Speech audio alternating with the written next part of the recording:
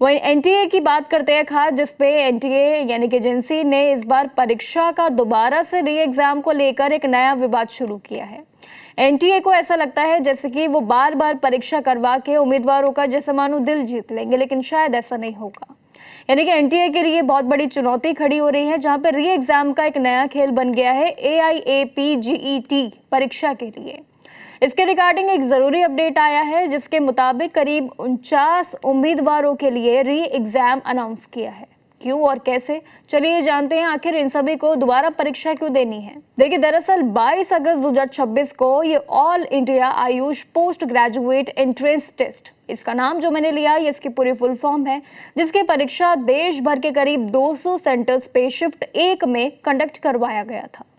अब देखिए, जिसमें करीब 36,969 कुछ उम्मीदवारों की ये संख्या है, जिसमें रजिस्टर जो स्टूडेंट्स की संख्या है ये करीब अगर देखा जाए संख्या में तो इसमें 35,837 कुछ उम्मीदवार ऐसी संख्या रही है जो अपीयर हुए हैं। चलिए, इतने तो अपीयर हुए हैं, लेकिन जो बाकी रह गए हैं उनके लिए जयपुर के ये श्री सत्य साई PG कॉलेज है, जिसमें सेंटर पे एक लाइटिंग और पावर फेलियर की वजह से ये दोबारा परीक्षा का कारण बताया है। टेक्निकल और साथ ही अगर देखें कई ऐसी गलतियां रही हैं जिसपे ये सभी सेंटर्स पे टोटल करीब 192 कुछ उम्मीदवारों की ये संख्या है जो परीक्षा दे रहे थे, लेकिन इलेक्ट्रिसिटी जाने की वजह से 49 उम्मीदवार अपने पेपर पूरे नहीं कर पाए हैं और अब उनको दोबारा परीक्षा देनी है। इसी गलती की वजह से एनटीए ने परीक्षा कंडक्ट पूरी तरीके से एजेंसी जो कहा जाता है ये MS और equality career technology private limited को ये शॉकेस पूरा नोटिस भेजा है, पूरी जानकारी के लिए, आगे क्रम के लिए, जिनकी पूरी तैयारियां अब दोबारा शुरू होंगी। ये करीब सभी उम्मीदवारों के लिए चुनौती है कि जो परीक्षा वो देने जा रहे थे अब उनको दोबारा से परीक्षा देनी है, जिनके लिए पूरी रणनीति नहीं हो पाई है। 49 उम्मीदवारों के लिए ये टेंशन लेने की जरूरत भी नहीं है, लेकिन एक चीज पे, क्योंकि यहाँ पे एनटीए ने इनके लिए 1 सितंबर 2026 को सुबह 10 बजे से ये रीटेस्ट कंडक्ट करवाने जा रही है, तो कहीं ना कहीं चुनौती होगी कि परीक्षा दोबारा कैसी होगी।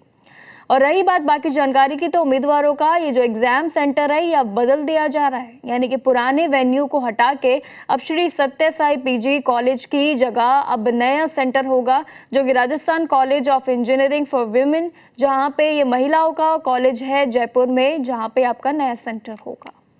अब देखिए, सभी जो 49 उम्मीदवार हैं इनको एडवाइस भी दिया गया है कि वो एनटीए की ऑफिशियल वेबसाइट पे सबसे पहले तो जागरूक रहे और साथ ही एडमिट कार्ड जो अपना ज़रूरी डाउनलोड कर लें, ये सबसे मेन कार्य होगा। उसमें दी गई जो आपकी नई डेट्स होंगी, रिपोर्टिंग टाइम होगी और आपका जो सेंटर एड्रेस होगा ये अच्छे से वेरीफाई करना इंपॉर्टेंट होगा। और बता दूं कि इस परीक्षा के लिए एक नेशनल लेवल एंट्रेंस एग्जाम है, ये कहा जाता है काफ़ी बड़ी परीक्षा है, जिसके लिए आयुर्वेदा और साथ ही होम्योपैथी जैसे कई सारी इसमें इंडियन मेडिसिन सिस्टम के जरिए परीक्षाएं होती है, और जिसमें MD MS और PG डिप्लोमा कोर्सेज भी इसमें एडमिशन के लिए मिलते हैं। तो कहीं ना कहीं दोबारा परीक्षा के लिए चुनौतियां सभी के लिए रहेंगी। मेडिकल एग्जाम के लिए ऐसा लगता है कि दोबारा से परीक्षा होना एक लगातार एक ट्रेंड बन गया है, और जिसको लेके ये बवाल अभी तक शुरू हो रहा है।